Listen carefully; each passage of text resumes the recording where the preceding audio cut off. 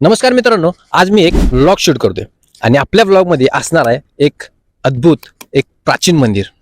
ते एवढं प्राचीन मंदिर आहे, तुम्ही जर ते मंदिर बघितलं तर तुम्ही थक्क होऊन बसाल, एवढं प्राचीन मंदिर आहे। तर ते मंदिर कुठं आहे, कसं आहे हे मी तुम्हाला व्हिडिओच्या एंडमध्ये सांगेन। व्हिडिओ शेवटपर्यंत बघा, खूप चांगलं मंदिर आहे आणि हे मंदिर महादेवाचं आहे। तर मित्रांनो, मंदिर पाहायला विसरू नका, मंदिर खूप सुंदर आहे, डोंगरामध्ये आहे आणि एक नंबर मंदिर आहे। व्हिडिओ शेवटपर्यंत बघा। चला तर मग आता मी तुम्हाला डायरेक्ट मंदिरापाशी नेतो, कारण की रस्त्याचा व्हिडिओ वगैरे मी काही दाखवणार नाही, कारण की रस्ता खूप खराब आहे। व्हिडिओ मी तुम्हाला डायरेक्ट मंदिरापाशी दाखवेन आणि कसं यायचं काय यायचं मी तुम्हाला व्हिडिओच्या एंडमध्ये सांगेन। चला तर मग आपण भेटू डायरेक्ट मंदिरावरती।